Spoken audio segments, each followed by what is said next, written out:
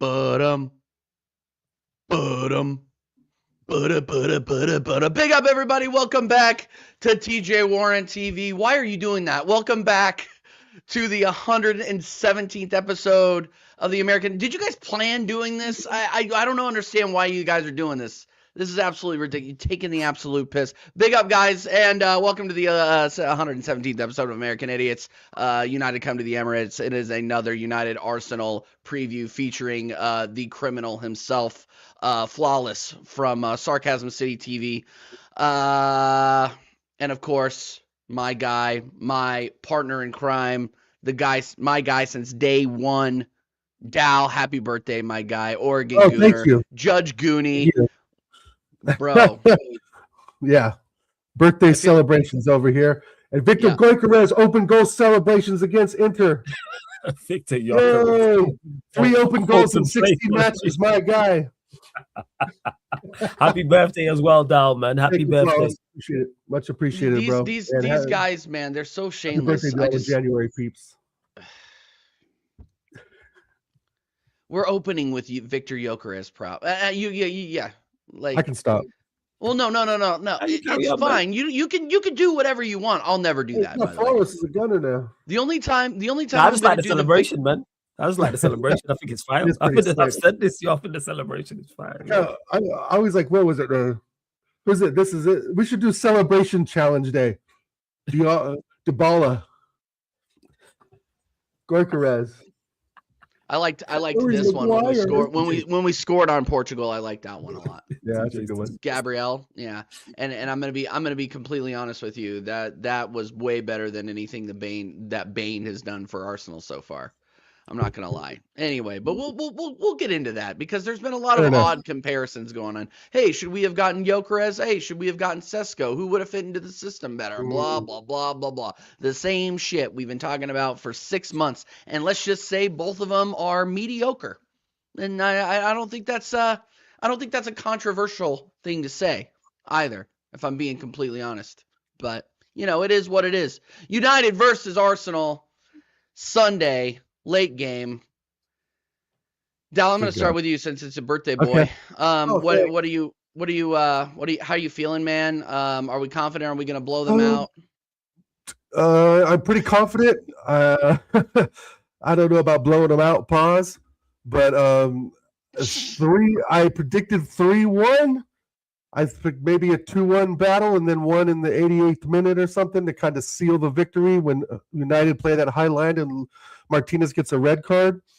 I just feel like their midfield is adjusting, right? They're in the adjustment period. I think Flawless would agree that Michael Carrick is an adjustment. And the game against City, you guys absolutely pounded them. So they'll be up for it, right? We know Carrick bleeds the red, black, and white.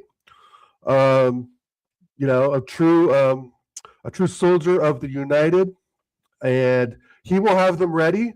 But I don't see that midfield getting past Rice, Zubimendi, and I'm not going to mention Odegaard because to me we're playing with 10 men with him out on the pitch. But I think if Rice is up for it, it's going to be a long day for our United friend down here. And that's the thing. If Rice can do Rice things and grab the game by the scruff of the neck, I don't see United really providing much alternative, right? It's going to be a little bit of, counterattack. Emblemo, I'm absolutely terrified of.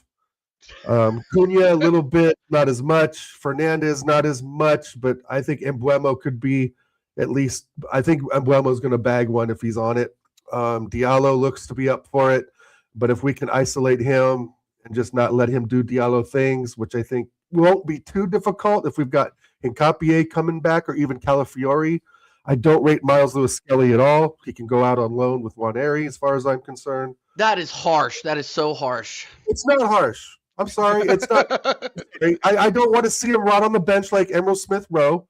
I don't want to see him, making mistakes at left back so he just doesn't play anymore, right? Because we know I don't want Miles Lewis-Skelly to get the Eze treatment either. So I don't really dive into Nwaneri a bit. Maybe in the show we could talk a little bit about it, Nwaneri and the Marseille move. But right now, I think United are going to be up for it, and so are we. I mean, it's a classic rivalry going back decades, generations, practically. And Carrick has them playing, but I just think if our midfield is on it for the day, it's going to be long for United. And I think Flawless could probably see where I'm coming from with that. But again, Embuemo is an absolute killer. And if we can keep him from doing Embuemo things and Diallo, like I said, not doing Diallo things, I think there's a good chance we could get out of there with 3 points. I'm going 3-1. I said it on BBK show today. Big up, brother. And again, I think that third goal comes after United throw everything at us towards, the latter minutes of the game. And we can sneak one in with Trossard or Martinelli possibly. But I'm pretty confident. I think we ride the wave of the Inter win as well. Yeah. And that's something that this team has done. We get a draw, we win. We get another draw, we win. But if we draw, I believe that's 3 draws in a row. If I'm not mistaken, in the league, yeah. So we haven't scored a goal in 2 games in the league. Not bad. What's that? We haven't scored a goal in 2 games in the league. Right. So there's that. But let's play at home. Both teams are going to be up for it. Carrick will have to figure something out while we have a plan. Not to say Carrick doesn't have a plan, but he's going to have to figure out something. Well, I think the squad will be pretty keyed in for this game. Oh, I completely agree with you. I'm getting a little bit of an echo on your side, Goonie. It might be my mic. Yeah. Just want to put it out. And big up Taryn in the chat as well. Big up everybody. Make sure you smash the like. Make sure that you are subscribing to the channel if you are new and play along in the chat with us. We got 7 inside, so we should have 7 likes. Flawless. How are you going to approach this game as United coming into the Emirates, coming off of that huge win against City? I'll save another question. I'll ask this question. How do you think you guys are going to set up and come at and approach this game, given that Michael Carrick is coming in and really it looks like he has the boys relaxed? Pause. Yeah. I think the game plan is the exact same as City. And I think that's the smart thing to do. Give Arsenal the ball. Let Arsenal try and break us down, hit you lot on the counter-attack. I think it'd be very foolish to go to the Emirates and try and dominate possession and break you lot down. Your defense is your strong suit. That is your superpower. That's what Arsenal are best at. And it's going to be tough enough breaking you lot down on a counter-attack. So never mind if Manchester United were like, we're going to get on the ball and try to break you down. So I think the blueprint's there. And that's what you should go with. The only change I would make is I would take out Dalot and start Mazraoui. He's back, obviously, from AFCON. Oh, okay. Because Dalot is absolutely horrible. And Mazraoui, I think, is still one. I think he's our most consistent player, comfortably. Like when it comes to performances, even during the terrible period we had last season, he just consistently played at a good level. But of course, results in the team were so bad it got overlooked. But yeah, that's the blueprint right there. And that's what we should go with. And in regards to Dali, he was talking about the midfield. And my concern from Wijula is the set pieces. That's what really concerns me, is the set pieces. I think if we don't concede from a set piece, I think we get a result here. But not conceding from the set pieces is the real, that's not easy to do. I think it's going to be really, really tough. And that's what don't mean Arsenal can't hurt us, but I don't look at you lot from open play and go, worry. Of course, you got to be on it because you have Saka out there. You've got Odegaard. You got Eze off the bench. Jesus, Gyökeres, Trossard. You got players who can score goals, even if I don't rate them more highly. So if we go out there and defend poorly, you're going to concede goals. You're going to give up chances. But it's not. I trust us. That's what I should say. I have confidence in the team defending from open play. I don't have confidence from us with the set pieces. I really, really don't. It's my biggest worry. Yeah. All right. Well, do you think that there's, do you think that the players are, and we talked about this a little bit in the back, do you think that the players are more relaxed than they were previously under Amorim, just based on the fact that they know how to play a system? They know how to play the back four. They're not playing a 3-4-3. They're not forcing it. They're not trying to make sure that they're in the right spot in a system that is not heavily used in this league, and they obviously didn't come up using it. Like, where are you at with how the players are feeling? I mean, you got to be feeling confident, right? But this is the biggest game for them, and expectations. Okay, so your expectations are at least to get a point, right? So where do you think the players' heads are at, or what are your expectations, or what do you want to see? I guess my expectations, again, the same. Remove the result. because I've been talking about Manchester United performances for the longest, and as bad as results was under that complete terrorist, that footballing terrorist that was Amorim, my biggest issue was performances. Because even when we was winning games and people are like, why are you not happy? I'm like, watch the game. Like, if you consistently play poorly, you are not going to get results. If you play to a good level consistently, occasionally you might draw or lose a game, but more you give yourself a much better opportunity to go and win the game. So I'm looking against Arsenal, same application from the players, the same endeavor. That's what I'm looking for. Same game plan. Because even if we would have drawn or lost to Manchester City, if we play that, if the performance was the exact same, but let's say we miss our chances, they take one, I still have the same energy. Everyone be crashing on us because like, oh, well, you played well, but you still lost, kind of like the Burnley game, which we drew. But I look at it from a performance perspective. So I'm looking now this is a tougher test. Because City, people can laugh at City and say City or this, City or that. General consensus before that game was we was getting packed up. It wasn't Manchester United are solely losing. It was Manchester United are losing, and by how many? Like I said 2-1, right. And you would have thought I said 5-0. I said we'll win the game 2-1. But the way some people responded is like I said, how can you, what was it I was hearing? Oh, how can you think that? Where are you getting this confidence from? How is 2-1 confidence? I just think we have the tools to beat you lot with a simplified game plan. So in regards to that, that's what I'm looking for, because this is a tougher test. Arsenal are a better side than Manchester City. You're also going away to the Emirates where we haven't performed well. Granted, we did well in the FA Cup game. So yeah, same application, same endeavor. I'm expecting a much better Arsenal. I've been saying this. I don't think we see the Arsenal we seen against Nottingham Forest. I don't think we get the Arsenal that we seen against Liverpool. I think it's foolish from people to expect that. I hope I'm wrong, but I'm expecting Arsenal to fly out the traps. The first whistle, like first 10, 15 minutes. So that's where I'm like with the team. Hey, you know what? Weather the storm. Better yet, score early. Do what you did against Liverpool. That's where I'm at with it. Yeah, no, and I hear what you're saying there. Like, and I think the people that are coming out and saying, well, United can come out here. United should expect to win, blah, blah, blah. And I have heard people saying that, and they might just be taking the piss, trying to get views, whatever. But we have not lost since May at the Emirates. We have not lost. Like, we dropped points. Yeah, our league form has been bad. You know, and I agree with Goonie. The Inter Milan game can be a good impetus to get us some momentum going into those games. But again, like a lot of those players that are going to play against United did not play against Inter, or at least a lot of the game against Inter. But I think for United fans to come in after the season that you've had, and obviously the parity in the league is shaky. We were talking about it backstage, saying, yeah, like if this league was any good, United would probably be, in 10th, right? And Arsenal would not have the lead that they have, especially after dropping the points that we've dropped. But I think it's unfair to expect these United players to come in here and get any sort of result, especially with the way that we set up at home, especially with the players that we have coming back. Like, I wanted to ask Goonie about matchups too. We talked about Amad Diallo for a little while. This is a guy that I rate very, very highly. On the right wing. I mean, and some people are putting him in the same conversation as Saka. I think it's a little bit too early. I think it's a little bit too early, and the context is a little bit different. But that being said, this is just internet talk, man. Don't hold me responsible. But what I will say though is your point you made about Miles Lewis-Skelly. You have a point. We have to have somebody that can match up against Diallo. We have to have somebody on the left that can retreat, play defense, play in that fullback position and lock him up, because he can be a big problem, especially when he has Bruno next to him.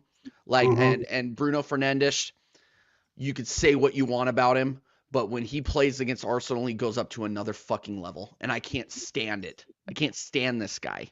I really can't. Like, and this is the thing. The players are going to reach another level, I think, from a United perspective. You can say that again about Arsenal too, but I just think United have that impetus and they want to go and prove that they're not a joke. So, Goonie, I want to say, like, player matchups, like who would you want on our back line to repel these guys? Because you saying you rate Mbeumo, you rate Diallo. Right. I'm left wing, but at least that side of the pitch is pretty solid. No. Yeah. I heard that Hincapié and Calafiore have been training, so that gives me hope. At least to have some solidity on that left side. I think Calafiore's had a better season than last season when he's not injured, of course. And I think Hincapié, though, is pretty much nailed down that left-sided spot currently, even when he's not injured. But his injuries aren't as long-term as Calafiore's been. But I wouldn't be surprised to see Miles Lewis-Skelly in there, to be honest, because he's the fit of the three. Or maybe we see Timber at left back again and Ben White at right back, which I don't think Timber really had that great of a showing against Forest, right? In fact, it was pretty dreadful. But with all that being said, Rice's reaction after that game was fucking hell, right? Sorry to cuss, but every fucking time. That's been quoted of him saying that walking off the pitch. So that means you're going to get a better response for him this time. Like, I think the response to the Wolves game was appropriate. All of us on Arsenal YouTube said it was a poor performance. But again, not taking away from what Forest did, because they did stifle us at times. They broke up play. They intercepted passes. They, Callum Hudson-Odoi at least had some good movement. But the matchups coming up are just going to be a little more difficult, right? And like Flawless is saying, we're going to come out the gates the first 10 or 15 minutes, 5 to 15 minutes. They're going to be looking to hit us on the counter. But I think if we could pin them back in their half and just come at them with shot after shot, get defensive, of course, when they get the ball, and just try and even it out a bit and keep them pinned in, I still think it's a 3-1 game. And I think some of the matchups that'll be key, I think Gyökeres starts. So I'm kind of, I know. But I think he starts just by virtue of how much time Jesus spent. Yeah, that as well. And I don't think Jesus has, I think the pressure of Gyökeres has been good, even though it was pretty dire against Wolves, right? He's pretty non-existent at times. But I think if you're saying, if United are going to step their game up, we're certainly going to step our game up as well. And that will go throughout the squad. I think that Gyökeres pressing Harry Maguire, I would love to see that all day long, right? Gyökeres pressing Martinez. I think Martinez has had some form, maybe not so, looking, Who are your starting center backs for this one, Flawless? It'll probably be the same. It'll probably be Maguire Martinez. That'll probably be the duo he goes with, which I'm cool with if he goes with that. Yeah, I don't think his comeback hasn't really been that bad, right? I've seen him do some for the highlights. He was really getting stuck in, at least doing a job back there. But Harry Maguire's sus any way you want to slice it, bro. I just can't. If Gyökeres is really pressing him, I could see Maguire making mistakes over Martinez flaws. You know what I mean? Like, if there's a mistake in the back, it's going to be Harry Maguire, and history tells us that. So I can't press the guy selling done. But no, I think Gyökeres starts. I think Jesus comes on as the impact. I think Kai Havertz still has a knock a bit and has gone backwards in his recovery after the Portsmouth game. And on the left, I've got to go Trossard, and of course Saka on the right. The Saka Dorgu's on the left, if I'm correct, right? Flawless. He's a left wing back. That'll be an interesting battle between seeing if Saka can defend a bit, not play as far up at the pitch, do a job defensively, and help either Ben White or hopefully Timber, kind of isolate Dorgu. He's been one of your better players the last month or so as well. So I think there's some key matchups, but again, at the end of the day, at the Emirates, I think reality is going to come back to Michael Carrick. And the counterattack may work off and on, but I don't think it's going to be very consistent. It's going to be a struggle on the counterattack because, like Flawless was saying, our defense is too good. And they get locked in their half for large periods of the game. I think there's goals to be had. And set pieces, of course. Yeah, I just don't want to. Here's what worries me a little bit. If we're met with any sort of adversity, especially if we're holding on to a lead or it's late in the game and we have a tie and the pressure is being on, like what I've noticed about Arteta too is that like he's training these guys to, like, when we lose the ball, we immediately go back into position. Like we're a lot less chaotic on the transition than we were against like City, for instance. What I don't want to see us do is lock up in a pressure situation. This is what I'm really worried about. Like what I saw against Forest, I never want to see again, where we lost the impetus in the second half, right? And then we go out there and we put Mikel Merino on in the 55th minute for Odegaard to try to lock down the midfield and steady the game. And that is not something that I want to see us doing the rest of the season. Like unless it's like we're stinking it out at the Etihad and we need to just get a point and fucking leave because the game didn't look like we were going there. But come on, bro. Come on. What are we doing? You have Eze cooking on the bench, and you can say he's been mediocre, he's been up and down, his form hasn't been great, blah, blah, blah, that's fine. But if you're putting out Mikel Merino and you're expecting something to be created, bro, like, come on. What are we doing here? Like, honestly, what are we doing here? The creation clearly falls on the wingers' shoulders, Trossard, Martinelli, etc. I know Martinelli could really create and they can just be locked down, and this is why I don't want to see Gyökeres at all. And I think the ops at all. No, I don't. The ops are licking their fucking lips when they see this guy in the starting. Like, look, this criminal is fucking smiling. He's smiling because he knows it's true, and he has to deal with the Gyökeres Defense League every week on every freaking panel he goes on. I saw you on the GBL. I listened to Troops, big up Troops. I listened to fucking Back Again this morning, and everybody's trying to make Gyökeres into something that he's not. He's just not that guy, bro. And this is the thing, and this is, and you said it earlier. Now I'm on a roll. You said it earlier, Dal. You said it earlier, bro. You said we generate everything through the wings.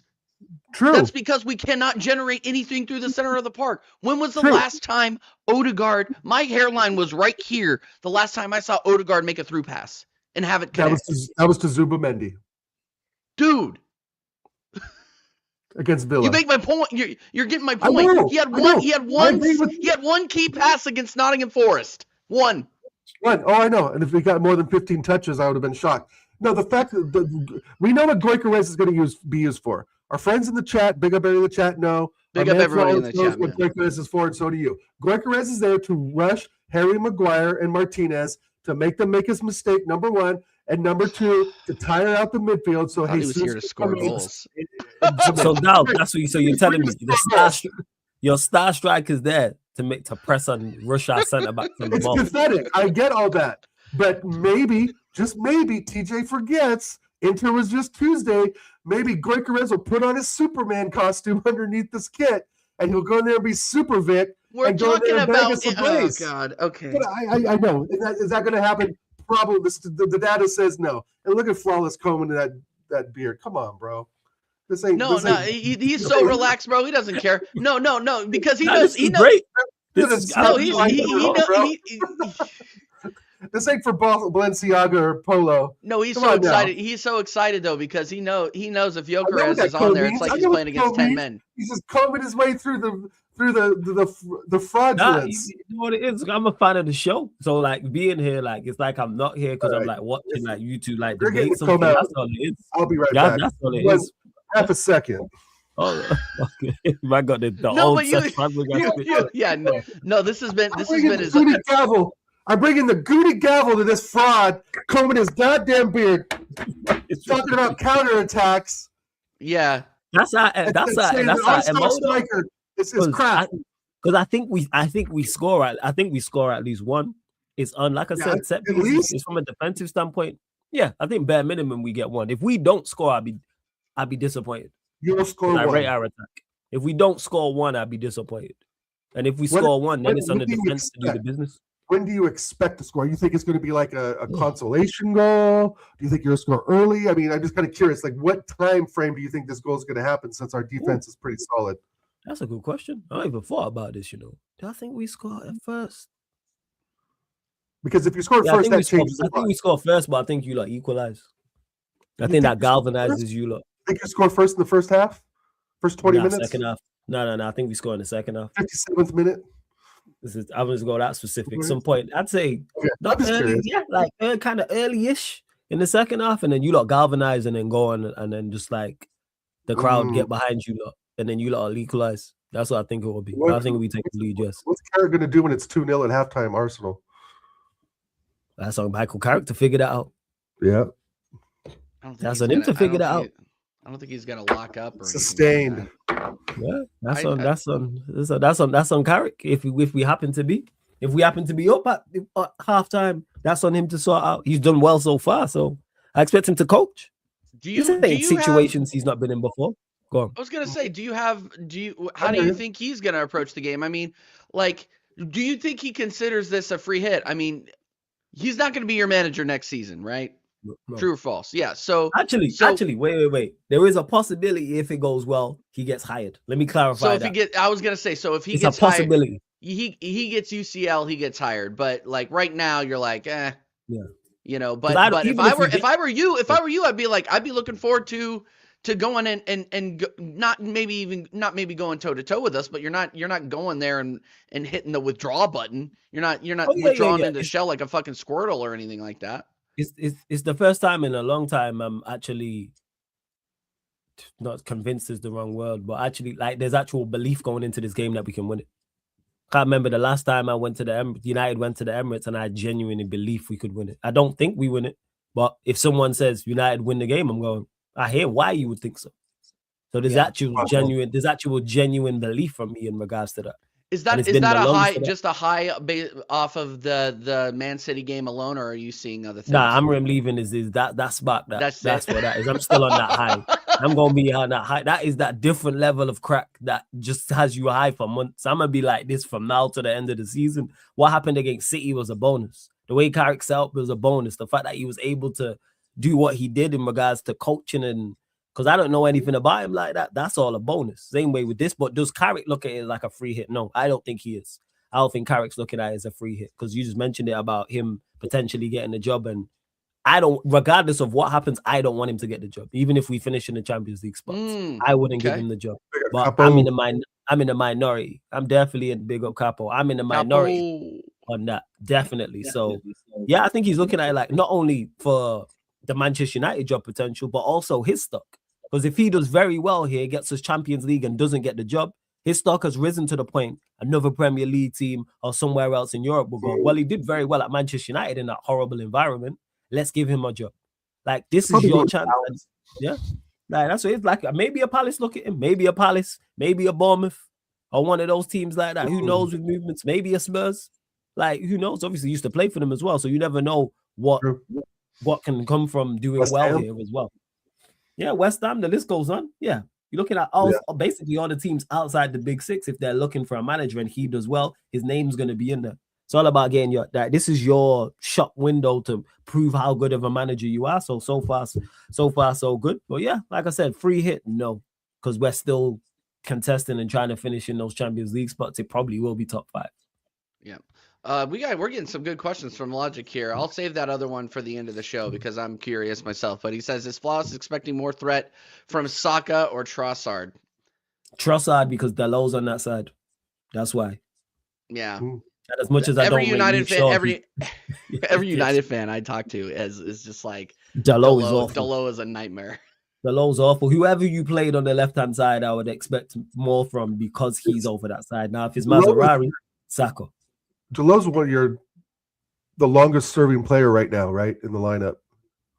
Luke Shaw. Luke Shaw, then him. Luke Shaw, thank you. Okay. Yeah. Man, Dalot. Remember in 23 when Dalot got sent to the Shadow Realm by Gabriel Jesus in this match? Oh yeah, he's still sliding. TJ just saw him out here. He's still sliding 3 years later. Yeah, he's still sliding out there, cutting down daisies. I just, like I said before, man, I just think that if Rice can get that energy going, it's gonna be rough. I think it's gonna be rough for you guys to really slow him down. And Kobe Mainoo, yay. But if Bruno Fernandes is having to defend inside the 18-yard box because Declan Rice is running laps around everybody.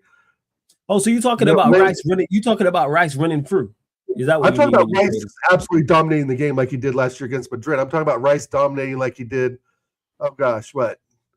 4, 5, 6, 7 games this season. I can't name the oppositions off the top of my head, but I mean, Flawless. He's one of our best players, if not our number one. I mean, you can even say Gabriel, right? Margalesh, right? I mean, there's a debate, but I'm just thinking that like Rice didn't have a good game against Forest. He will make up for that because that is what we've seen. For the games where he hasn't been the Declan Rice against Madrid, he's made up for it in the following match. And he didn't get all that much time against Inter because he came off the bench. Because you know what's crazy? Well set up like Forest. And he struggled there. So I'm hoping we got better players than Forest. But so like Forest with Mano in there. But Forest didn't really hurt us on the counter. Oh, yeah. That's what I'm saying. That's why I was saying we have better players than Forest. That's why I said I expect us to score at least one. If we don't score one goal, I think something went wrong as good as your defenses. I rate our attack in particular on the break. I look at Dogu, I look at Ahmad, I look at Bruno, and I look at Mbeumo. Considering if that's the four which I expect him to go with, I go, yes, a U4 over a 90-minute period, good enough to hit Arsenal on the counter-attack and score. And that's also excluding set pieces because we just like you lot, we do well from set pieces as well. I think we're third or second to you lot. In regards to goals scored in the Prem, you're third. You're third. You're third behind Man City. Is it? Oh, I thought it was Chelsea. Okay, so yeah, that's what that is. So I look at it, and we have players who because you mentioned Maguire, you got Maguire there. Unfortunately, De Ligt's not there, but you got Casemiro there. I think they've scored the most, those two, and it's because they attack. They're very, very good at attacking the ball. So yeah, and with Mano, I'm looking forward to seeing how he deals in this environment as well. Of course, because he's got a platform to go there and showcase his skill set. So yeah, I'm not worried. Like I said, the midfield is not my main concern. No, I was just checking. So Man City has the most goals in the league. Arsenal second, United third. Okay, we're third, so we're 2 and 3. Okay. Yeah. Chelsea fourth. Nah, Chelsea's fourth. Yeah, Chelsea's fourth. Barely. So Chelsea, then Brentford. You named some names of players there, but you didn't include Cunha in those 4 names. Oh yeah, because he'll be off the bench. Oh, okay. So I include I presume he'll get again. Carrick could throw a curveball, and the team is different from what I'm expecting. But I'm expecting the same team. But with Cunha off the bench, definitely a threat. Whether you're winning the game, whether we're winning the game, or whether it's a draw, him off the bench is a problem. 100%. I expect him to have some form of impact as well. Sesko starts up front, so you think you're going to play 4-2-3-1? I think Mbeumo starts up front. Yeah, I think it's the same team. I think he goes with the exact same 11. What was the midfield and the striker for City? It was Casemiro. So the team was Lemens, Dalot, Shaw, Maguire, Martinez, Casemiro, Mano, Bruno, Dogu, Ahmad, and Mbeumo. Oh, okay. That was the full 11. Was left mid-wing. Doku played on that left-hand side. And I think I expect him that, especially if you lot go with, if it's Ben White who likes to get forward. There you go, Dogu. That's your job to stop him from, because he is good at overlapping and he is good at crossing the ball. So you have to do that. And you're also good at, you're talking about the midfield area as well. It's not just the midfield trio that you're going to be up against. It's those two are going to invert and go narrow when you lot have the ball at times as well, as we've seen against Manchester City. Of course, you lot are better than City, so it's a tough ask, it's a different proposition, but stand up and be counted. This is what you're here for. It's to deal with these type of things. Arsenal away at the Emirates. Go and put in a performance, go get I'd still say unexpected win, even though some are calling Manchester United win. I think general consensus is we're not winning this game. I think that's the least likely outcome from most people. Most people would say Arsenal a win or a draw. So go and do so. So yeah, like I said, with Casemiro, with Mano, Bruno, that front three, go hit him on the counter-attack. So no, I wouldn't start Sesko because he's not the guy for counter-attack. Now, for chasing the game late, throw him in the mix. Yeah, 100%, because he can help from set pieces both offensively and defensively as well. Maybe that's a ploy. Maybe we do see Sesko because of that. I wouldn't like to.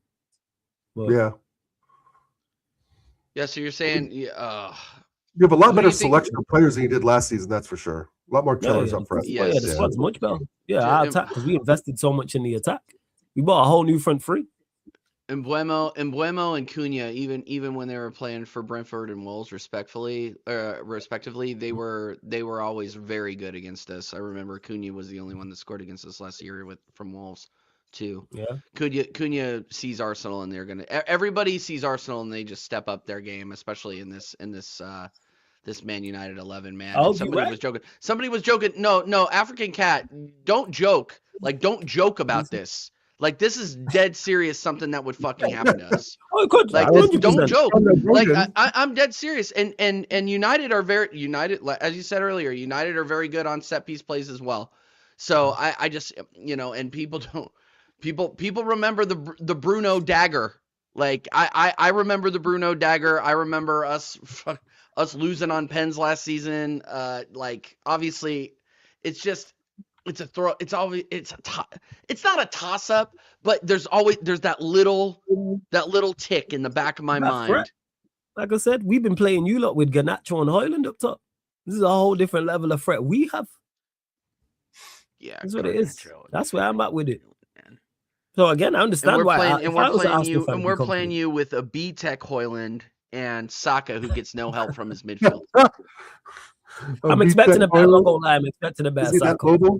Yeah, he'll fancy that matchup. Yeah, we're gonna go back to the Gyökeres conversation, man. The Gyökeres, if you look at it, even his stats are worse than Højlund. See, and this is why I can't do it. I can't do it. I'd rather see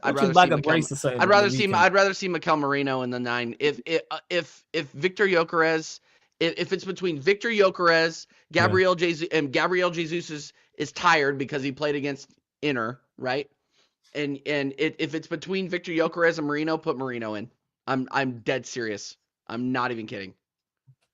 This is how much I do not rate this guy. I get that, and you and I slammed him on our show last time. We were absolutely. And I enjoy it. You know what? If every stream on TJ Warren TV, especially if we drop points due to him, it's gonna just be a Gyökeres every day until you do something that will take me off the internet. I swear, man. Like this guy, and look, he seems like a nice guy. He wants to play for the badge. Big up everybody inside, by the way. Smash a like. I see you inside. You go. No. All I'm saying is like when Mikel Merino, who is a CDM, a 6, on his best day an 8, looks more comfortable than you in the 9, maybe you need to reassess your place in the squad. And you cannot expect Mikel Arteta to change his system. Not because you can't expect him to, like he's not able to. He won't do it. He won't do it. So, yeah. I have a question for Flawless. Let me ask you both a question, though. No, you go. You go. You ask first. No, you go first. You go first. You go first. Who do you two think Arteta, to big up Steve, starts with on Sunday? Who does Arteta go with? Not who you lot want to see. Who's in the 9? Go ahead, TJ. Gyökeres. You reckon he goes with Gyökeres? It's going to be Gyökeres. I'm saying Gyökeres because the idea will be to tire out your center backs and then bring Jesus on. Okay. That's what I already know. I already know yours, Dal. But I still ask it. Who do you lot want to see in the 9? So you're picking the team who starts against us in the 9. For me? Yeah. Both questions to both. You birthday boy. You first. I want to see birthday boy. I want to see Gyökeres because I know TJ's probably going to cut me off the channel for the rest of the season. But the only reason why I'm there you go. No, I'm just. We're the American waffle that go over my face. Hey, I got the gavel. I can send myself to jail for this. But fact of the matter is, hey, thank you, Strasbourg. Thank you, Steve. I appreciate that. Thank you, Logic. Yes. Yeah. Everybody say happy birthday in the chat for Dow, man. Thank you, guys. Much appreciated. Judge Goody. All right, keep going. I'm only saying this is because if we can tire out the center backs, that will give us more impotence in the latter part of the match to really press forward. And I'm not saying that that's like some magical tactic that Arteta is going to pull out, right? Am I expecting Gyökeres to score? No. Am I expecting him to be a major pain in the backside of Harry Maguire? Yes, absolutely. Why? Because he's going to have a pain in the backside because he's going to keep fucking running into him. Fair enough. Fair enough. Anything to destabilize their back four is a plus for us. Man. Because the weakest part, just like I've said it about Chelsea, I've said it about other teams, the weakest part of United, I feel, is definitely not their counterattack, right? We just talked about that. He has 4 or 5 players on the counterattack that can annihilate us. The weakest part is their back line. And I'm sorry, when you've got Harry Maguire in your back line, right? That's a freaking liability. It's been a liability for the last 3-4 years. Yeah. It's crazy. The last time if we can exploit Harry Maguire and get him all worried about doing back passes, which, let's be honest, how many own goals has he fucking given up for back passes in the last 3 or 4 years? 5, 6. right? Probably not 7, but 4 or 5 for sure. If we can get Harry Maguire to make those mistakes, which I think could happen under Gyökeres pressing him, that will leave it open for Rice. That will leave it open for, unfortunately, Odegaard, who I think is going to start because he didn't play on Tuesday, right? That will leave opportunities in their defensive third, our attacking third, to make something happen. And this is what I mean. Once Saliba and Gabriel press up, it's going to be difficult for United to get out of that, to do that counter that Flawless so desperately thinks they're going to do. It will happen a few times, but it's not going to be like every time you get the ball, you're going to be up the pitch against us, right? You're going to have to move the ball through midfield. Hence, if Rice is on it, that's going to be difficult. Not necessarily. Well, what are you going to lump it forward? Are you going to lump it forward? So you mentioned it about you want to see Bruno camped in on the 18-yard box of our 18-yard box. So let's say you've got the ball on the edge of our box. I don't want him in the middle of the pitch with his back to goal. So let's say you're on the attack and we're camped in and we can't get out. Where are your centre backs going to be stood? Just in front of the halfway line. Okay, so if we do win the ball back, you got the whole half to lump the ball transition. In. I understand. Yeah, you got the whole ball, we've got three players who are rapid enough to do that. In Mbeumo, Dogu, and Ahmad, you got 3 players. You've seen the goal against City. Forget the fact like John left and right back against City, bro. This ain't Aiton Nori. This ain't Aiton Nori. Aiton Nori didn't play. Or whoever. Yeah, but the point I'm making is the speed at which it was. That's what I'm talking about. It's the speed in which you look at that first goal. You just mentioned there, how are we going to be able to hit? You don't have to play through midfield to counter attack. If your centre backs are inside the centre circle and we win the ball back, there's a whole half to hit. And you have multiple players including Harry Maguire, who can kick a ball into space. That's Bruno's speciality, is hoofing the ball into space. Right, but I don't. Yeah, I mean that's going to be it, right? If you got Bruno and your offense pressed in the box, you're going to have to lump the ball a bit, right? Yes. You're going to have to lump it, right? And I just don't think that your attacking midfielders and your attackers are going to be able to really capitalize on that unless if we don't have you pressed. And I mean specifically in the 18-yard box. I mean putting you guys into a low block, right? Not having 2 or 3 outlets in the half spaces, not having 2 or 3 outlets towards the half line circle on the edge. I mean completely in the box, right? I just think those situations are going to be very difficult for you guys just to lump a ball and hope Mbeumo gets onto it by beating, Hincapié, by beating Gabriel, or beating Saliba. It's not hope though if it's with quality. It's hope. It's not hope. How is it hope? Based off of what? I've broke it down as to why it can. You acting like your team is can't be counterattacked. Like you don't have prime Maldini kind of you have a very good defense now, yes. Or relax with it. It's not even the best Arsenal defense you've ever seen. So let's relax on that. Like you lot get carried away. Is your defense phenomenal? Yes. But let's stop this. Like Gabriel and Saliba are not Tony Adams and Martin Keown. But come on, Flawless. They are fantastic. Man is not Sol Campbell and Colo Torre and Ashley Cole and that. And Dorgu's not Ronaldo, and Sesko's not Rooney, and you don't have Carlos Tevez. I'm not saying we do. Have the class of 2007. I'm not saying we do. I already said you got killers. I never said we did. You acting like guys in the box. It's going to be difficult to lump a ball up and expect Mbeumo to. So we're never going to win. So we're never winning the ball off you in the middle third, is what you're telling me. So from the first minute to the 90th minute, we're never winning the ball off you. No, I didn't say that. No, I'm asking you the question. I'm asking you the question. You will win the ball and you will have some attacks. For sure. Okay, so we'll win the ball. So we'll win the ball off you at points in the middle third, correct? And we'll also win the ball off you at times in the defensive third, correct? So we can. So we're not. So from the first minute to the 90, Dal, we're never winning the ball off you. You're never winning a ball. 100% possession. Never. So you lot having 99.9% possession. 70% possession. Okay, 70%. so if you have 70% possession, that means at 30% at some point we're gonna have the ball in the middle third. So that gives us opportunity to counter attack. Oh no, so you're gonna have 70%, we're gonna have 30%, and it's gonna be all in our defensive third, yeah? We're gonna have 65-35. All right, 65, whatever percentage you want to give it. So you're telling me when we split it down in thirds, it's going to be all Manchester United, like they do it on the graphic on the pitch. It's going to be all Manchester United's possession is going to be defensive. We're not going to get into your final third whatsoever. I didn't say that. You have 35%. I'm asking the question. I watched Liverpool do it to you, lot. And this side, the side we're putting out is better than that Liverpool side. What happened? Nothing. It was 0-0. Exactly. So why? So if you have an off day, which we've seen you have, why can't we capitalize on that? We're better than that Forest side you faced. So what happened to Liverpool? Why didn't you do this to Liverpool? I don't know. You're not Liverpool. Who had Ekatike, who didn't even have a striker. Ekatike was injured.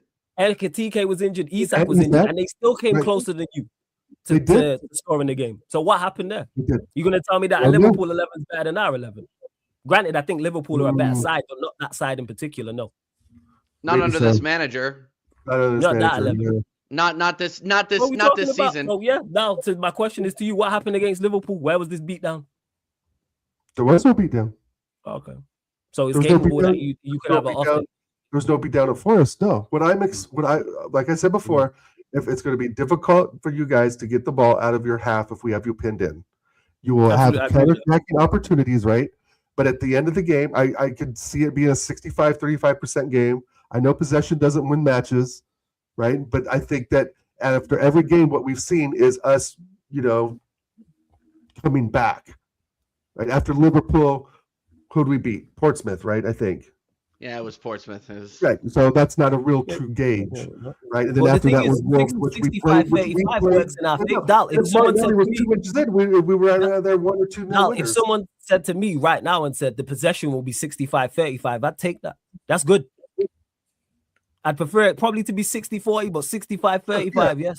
That means that you lot in our half are in our half, and we do have opportunities to counter. Right. If it's 50-50, it lessens it. I'm not negating the fact you'll have opportunities at all. But like I was saying before, if Gyökeres can press Maguire, get Maguire to make mistakes, that gives us impotence to move forward, and it's going to be difficult for you to move the ball out there. Maybe, like you said, I'll give you 40% of the time. Yeah, the thing is, you spoke about penning us in, but all you spoke about in regards to your attack is Gyökeres pressing the centre back. How about what you lot going to do on the ball? Why expect the why are we not hearing about Odegaard, Trossard? Why are we not hearing about Odegaard, Trossard, or Saka on the ball? Well, the wing play just explains itself because that's how we play. So and does Trossard press that much? Not much. Is Martinelli a bit? Saka and we just locked up better wingers than yours. You might. I don't know about that. You might. You might be doing a little bit too much. Goonie, do you got to go? By the way, I'm sorry. I know I don't want to keep you from your family. You know what? Let me clarify that you're right. Better attack. There we go. Better attack. Yeah, I was gonna say better wingers is a little bit of a stretch. I'm gonna be real. Yeah, as a quartet, their attack's better than yours. So we can argue this. We just locked up a better attack than yours. So I think the wingers kind of even themselves out at times, right? And Buemo's he better for sure. No, I'm talking about He's talking about Manchester City. I'm talking about Manchester City. Oh, I didn't even watch that game. I watched the highlights. No, I'm just talking. Forget. You don't even have to watch the highlights. I'm talking about as a quartet. We just locked up a better attack than yours. City have a better attack than you. You did. And they just had one shot on target. So if we go there and perform like that, that could make it more difficult for you lot. They had one shot on target. Yeah. Granted, I expect you lot to be better. But more so, like I've said, set pieces. That's my biggest concern. But that could be it. Happy birthday, Goonie. Get out of here. I know you have to go. Big birthday, Dal. Big up, bro. We'll see you for the match reaction, man. Go enjoy yourself. Go enjoy your family. Happy birthday, Happy birthday, Dal, man. Have a good day, man. Let's put a 5 on it at the end of the session. Love it. Let's do it. All right. See you guys. Big up, guy. See you later, brother. Connor, welcome to the chaos. Jesus Christ. It's good to see you, bro. You walk into the war zone. The freaking bullets are flying. Yeah, I was wondering what I was walking into. Welcome back to the show. Thank you. Thank you. Jesus Christ. Oh, you man. Not entertain people. Are you not entertained, bro? We're back. We're back now. Dude, this is my second stream of the day on the channel, and I'm just like, Jesus Christ, the bullets are flying. No, but that's what you get when you got the shooter like Flawless on here. No, I got a question for Connor. How are you feeling going into this game? Okay, can I just say something? I want to clear the air. I don't think it's being talked about enough. That Inter Milan team are fucking dead. They are dead. They're Dead. I expect them to be a lot more difficult. D-E-A-D, dead. They suck. That back line has an average age 2 years younger than me. Achirbi is older than dirt, bro. Like I couldn't believe what I was watching, and all these here's why I'm like super hesitant, and I'm not doing this whole Gyökeres thing because he scored 1 goal, and Gabriel Jesus, who has had knee surgery on both of his knees, I'm pretty sure at this point. Get the fuck out of here with that. I want to know Connor's fault, Sonny, but go on. No, I want to. No, but I just think the fan base is getting way too excited about a game that, honestly, on paper, we should have won, and we did. We did with a heavily rotated squad against, I'm sorry, a finished Inter Milan team. Finished. But Connor, how are you feeling about that and the entire thing? I want you to go off, man. It's been a while since you've been here. Yeah, big up, guys. Hope yourself and Flawless are well. TJ, there's the chat as well. What's the question? Is it just regarding the game this weekend? No, just regarding the game. Like, are you feeling confident? Like, obviously we haven't scored a goal in two league matches, but we're winning in every single competition that we're playing outside of the Prem, right? So, like, how are you feeling about it? Well, listen, first and foremost, I want to apologize for my lateness. No worries, man. For some reason, I thought we were starting at 10 because I think you have it in the US, but it started in Netherlands, but it was here. It's a show called The Traitors. I've heard about that. I've heard about that, yeah. Oh my God, it was the finale tonight. It was superb. So sorry, I was locked in with that because I don't watch telly. I never watched TV, but my girlfriend got me into it. And I couldn't stop watching it, so I was just watching the finale. It was absolutely. I get it. I highly recommend it. The lady has you watching TV, bro. I've been married for 3 years. yeah, exactly. Listen, the game this weekend. It's a big game, and obviously, United are coming off a huge win against Manchester City. Obviously, it just obviously our last 2 results weren't fun. We really should have beaten Nottingham Forest, and in all honesty, we should have beaten Liverpool as well. I was at that game. I was at the Liverpool game, and I was screaming. We just weren't going forward that game. I don't know what we seemed afraid for some reason to go forward, and that really frustrated me. I really, really hope, because even Staffy said it to me. I don't know if he said it. I didn't watch the preview earlier. I need to catch up on that, TJ, with you and Staffy. But oh no, he said a bunch of insulting things about you. So definitely. He probably did. He did. Dick. But anyway, besides that, he did text me, say he thinks it's going to be a 0-0, and if we really go 3 0-0s in a row, bro, I'm going to be fuming, man. If we can't go 3, and I don't think it is. I do think there's going to be goals, and I do definitely from both sides. I don't think we're going to keep a clean sheet. I think there will be some in Buemo, Bruno Fernandes, Sesko play that I think it would just happen for Sesko to get a goal at the Emirates, and then that will be the whole Twitter meme thing, like, oh, he's now better than Gyökeres. That's honestly worst case scenario for me. It is. I can't, especially my mate's a Man United fan, and he's a massive Sesko fan, so he's like, he rubs it in my face whenever Sesko scores and Gyökeres doesn't. So, and listen, regarding the game, I think we're definitely going to have control of the game. I think we are going to be the one to have the most possession. I do think it will be a United counter-attacking game. And I do think they're going to have their opportunities. I do think they're going to have a shot on goal, and I think they are going to get a goal. Not one shot. I think they are going to have shots on goal. And like Flawless said, which is a very good point, they've just played a City team who currently, statistically, do have a better attack than us. Obviously, City have been a bit in and out this year as well. I mean, look, we've had blinders against them as well, so we can't be out here saying, puffing out our chest, saying that we've done this, we've done that. We obviously struggled against them earlier on in the season. It was unfortunate the way it happened, but it did. I think we're going to win the game. I'm going to put it out there. I think we're going to win the game. I think we are going to win. The confidence that going off Inter, now listen, Inter weren't great. I expect them to be a lot more threatening with their stats as well in the Serie A and how they're leading that at the moment. They scored 6 today. I thought, and they have done well in the Champions League so far this season. They haven't been poor, that's for sure. They were the team before the game. I was looking at them thinking, I know we're through, but if we beat them, I think that really solidifies how good we are in Europe this year. We beat Bayern, especially who are up there this year. I understand that they rotated, but the way that we rotated, well, yeah, exactly. We didn't even have a fully strength squad out there, know, and we had we played Inter, we beat them 3-1. We beat Bayern Munich 3-1 as well. Was it 3-1? Yeah, I think it was, wasn't it? Yep. They're the in my opinion, currently, obviously, we had PSG as well. They've got the likes of obviously Real Madrid have been a bit up and down, but still, two of the top dogs this year so far in Europe. United have been bad, and I don't even think Flawless can disagree with that. They have been bad this year. Oh yeah, we've been woeful, man. But, yeah, man. That footballing terrorist. There is a but, and this is where my Arteta comes back into it.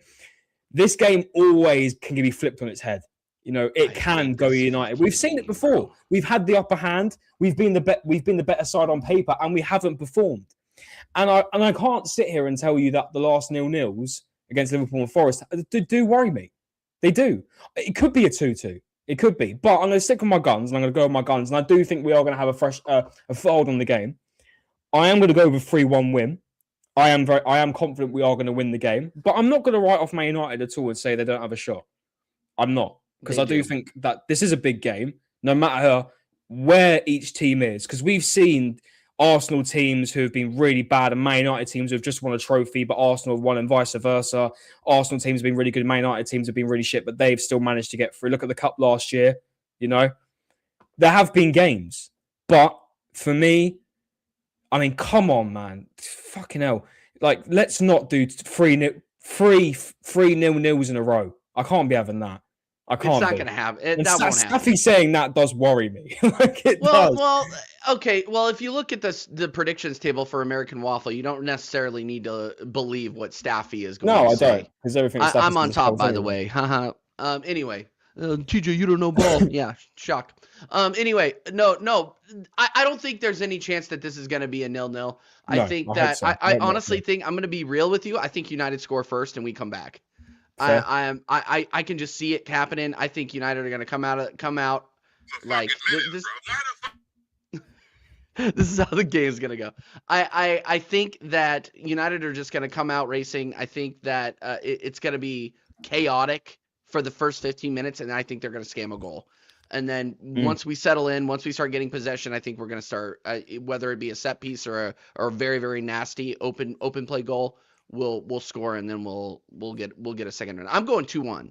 I'm going 2-1.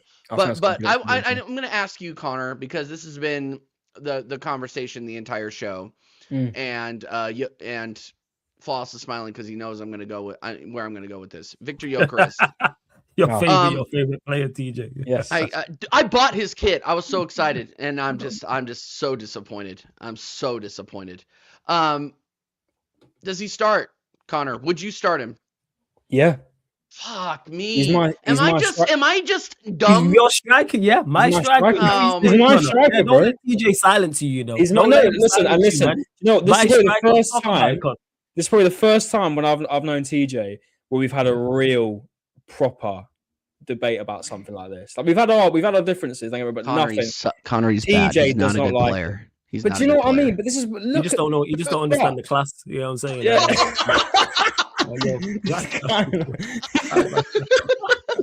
No, do you know what? Yeah, do you know what it is? Like for me personally, as a fact, like I just, and it's not the fact that, and do you know what? And I'm going to sit and I'm going to be honest with you, right? It might be agenda. Because I'll be honest with you, it's totally agenda, Connor. If we sign, and I will keep it honest and real, because I keep it real, and this is probably going to sound really bad, but if we did sign Sesko, I'd have probably been a bit more critical, and I'd have probably been how a lot of Arsenal fans are feeling about Gyökeres. For me, I just think that this guy will come good.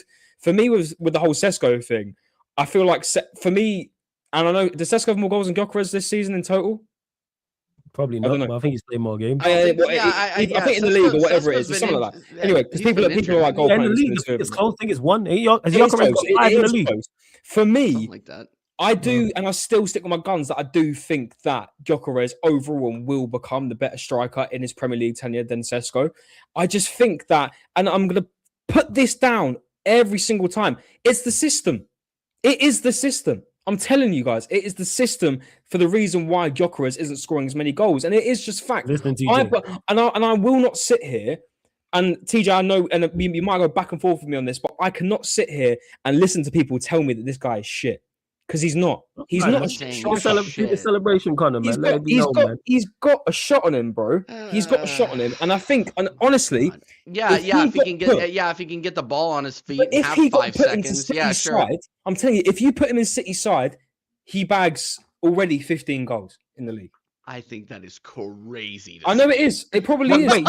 You think he gets 15 this season? I think he does. I'm serious. Wait, how many has he got? Whoa. He's got 5 so far. You know what? You know what? He's got 5. He's got 5 so far in the league. He's got 5. You reckon he gets 10 in 16? There's I no think way, he did bro. in City. You genuinely think he's get 10 in 16? Flawless. Have you watched most Arsenal this year? Have you seen a lot of Arsenal I've this year? seen I'm bits not of- saying it's a bad thing or not, but I'm just you watched the game, right? For the last 2, 3, 4 years, right? Yeah. We've played with a false 9 up front. Fact. Even you can call Jesus a false. I'm serious. True. You can call Jesus a false 9, right? I'm serious. The team love to play with a number 9 who's deeper. You can play the extra pass to. That's what the system's used to, right? That's what the players used to. You watch Saka. I mean, I'd say Trossard's a bit more better, but you look at Martinelli. 2 players who play on the invert. They take the extra touch before they want to lob the ball in. They won't just lob the ball in on their right foot or their left foot because that's just not what they do. That's not their strong foot. That is what Gyökeres feeds off. He needs them instant balls. That's why you look at the Ben White situation against Chelsea. Bang, straight in. Yes, there was a ricochet off Sanchez, and you could say it was a bit more of a lucky goal. But that's what he's feeding off. And you could even see in the interview after the game, that's what he wants more of. The system doesn't suit him. And until he either gets used to or finds a way in the system, or we can rectify a way to involve him more into the game, I don't think he will be successful at Arsenal. But my heart tells me that eventually he will come good. I can't sit here, a guy that got the stats he did, and yes, it was in Portugal. I understand it was in Lisbon. I understand, people can say it's a farmers league, and I get it. I do get it. The level in Portugal is completely different to the level in the Premier League, 100%. But I cannot sit here and see a guy scoring 50 plus goals, 100 goals in 2 seasons, and not give him hope and say that he can't come good in this Arsenal side. Sesko is completely different. Because if it was Sesko, look at the numbers before he came to Manchester United. Oh yes, Sesko's Corey. In my opinion, limited. Hey, Corey, stand with us, man. Shut up, Corey. Corey, stop. Stop this. Stop this. Yeah, that's just my piece, and I do think that people need to give this guy more time. I think the rush to say get him gone, fling him out the club is so unnecessary. I'm not saying that. TJ, I know you'll disagree. You got him scoring 10 you got him scoring 10 goals in 16 matches. Yeah, I do. For Manchester City, I genuinely believe for Manchester City, for the football they play, I think it perfectly would suit him, and I think he would generally score the goals. I really do. It's the system, and I'm not going to go against. So wild. This is so wild to hear. I can't wait to rebut. But I'm not going to go against the system. Look at this guy, man. I'm not going to go against the system because it is because as much as I do want Victor Gyökeres to get more goals, the system has got us top of the Premier League and top of the Champions League. We're in the semi-final of a Carabao Cup. I can't sit here and say let's change it for one player. All I can sit here and say is that hopefully in due course. Connor, how many league goals do you think he ends on? You reckon he ends on 15? This season for Arsenal? This season, yeah, for Arsenal, yeah. Not 15 for Arsenal, no. Oh, right, okay. Are you talking overall, sorry, or in the Premier League? No, just the Premier League. There's 16 games left. How many goals do you think he ends on? Honestly, and with the current rate he's going on, and again, you just got to look at the system, man. Yeah, I hear you on the system side of things. Also, I just think your players don't rate him. That's why they don't pass him the ball. Well, maybe that as well. Thank you. I don't think you're playing. We've all played ball. Connor, I know you played enough football. That's fair enough. You look at no, and I get it. But you can see that maybe they don't trust him as much, and that's why when you looked at Havertz come on the pitch, but maybe because that's what they're used to. I don't know. But for me, you're putting a false 9. You're putting a 9 into a false 9 position. It's not going to work. He doesn't play tiki-taka football. He doesn't. He wants the ball fed into him. He wants to, and listen, he has had opportunities where the ball has been fed to him, and he hasn't. So he hasn't come through. You're backing your guy. You're backing the Glock. Talk to us, man. I think personally, this season in the league, in the league this year, I think he ends on between 10 and 12 goals. So you reckon he gets between 10 and 12? So he gets seven more goals. So if I want to be generous, 7 more goals to the end of the season. So you're saying he's pretty much going to go. Actually, that's not one. If it's 7, then it's just under. 12 goals in the Prem. 12 goals in the. So you're going to get 12 more. And I don't think it's good enough. But that's a great return, though, because he's on 5 now. So if he gets 7 in 16, that would be good. That's a phenomenal return. That's almost. And listen, his numbers aren't shining, but it's just. And listen, Connor, where's this coming from? Can I just ask? honestly, how you I think I'm going to be honest with you. It sounds like hope. I'll keep it 100. It's agenda. And I don't give a shit. It's agenda. Like, I don't give a shit at this point. And I'm a hypocrite. And I'm a hypocrite. At least he's honest. I'm a hypocrite. I am a hypocrite because I've been sitting here for the last 4 years setting a manager who has got a second and back to better ways than what we were when he first joined. And I do still out here and do call him out. And I did criticize Kai Havertz for however long when we spent the same amount of money. I think actually a bit more on him than Victor Gyökeres. And I did say I don't want him much. He's not a 9. And to be fair, if you do put Havertz in all the games that Gyökeres has played this year, maybe he does get more goals than them in these games. You know, so I am a hypocrite. But and I do put the Sesko thing back into it because I look at it and I do think if it was Sesko, I'd be a bit more like, right, listen, this guy hasn't had many years. He's still a young striker. He's still probably coming into it. But this guy has literally got the experience of scoring loads and loads of goals. I do just generally think it is the system, and that is what I'm going to have to ride off. Listen, if it comes to a point where he's just genuinely not a Premier League striker, he generally just suits the Portuguese league, I'll put my hands up and say, yo, guys, I was wrong. But every time he does score a goal, I'm like... Here's... Hit me back, TJ. I know. But I got to just say, I do think that the agenda against him is wrong. And I do think it is. And I don't think it's any good, Arsenal fans especially, or rival fans can do it, man. Let them do what they want to do. But Arsenal fans shitting on him. I think it's unfair. But I'm a hypocrite. Why is it unfair? It is not unfair when I watch every single match and I have to watch this guy try to dribble a ball. I'm gonna be honest, dude. Like this guy has the touch of Ted Bundy, bro. Would you say Haaland's a dribbler? He's awful.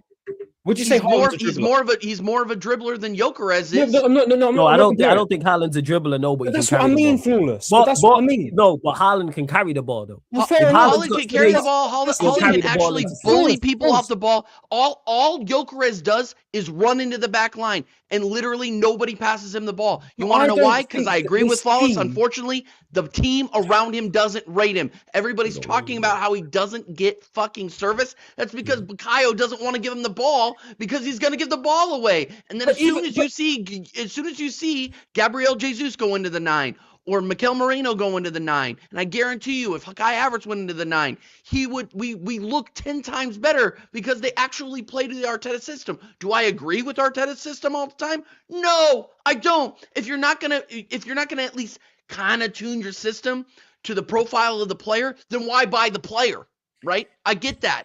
I understand where you're coming from there, but you need to at least show a minimum amount of competency on the ball if you are going to be successful in the Premier League, especially with the amount of space that they do not give you in the final third. This guy cannot handle it. He can't. I want him to... And I want to be clear. I have to say this every show. I want him to succeed. I bought his kit. I want him to be that player. I want to be the guy doing the celebration and all this shit. But I can't because I watch him every week. And if he's going up against any defense of quality, he struggles. He struggles. I just think, you make the comment about Jesus, and it's true. It is true. You look at the difference from where players like Saka play when Jesus is in the side, right? Right. But it literally is. It's because it's the player's bread and butter. It is. Jesus does not play. He's not a striker like Gyökeres. He's not an out-and-out number 9. You could argue that he's not a striker. You can argue that. Exactly, but he will. Jesus plays in a way where you can allow to play that extra pass. But then again, you do look at the goal against Inter Milan, the first one. He is in that sort of position to sort of lob it into the back of the net. I don't understand that. But majority of the time, he will play more as that false 9. The exact same with Kai Havertz.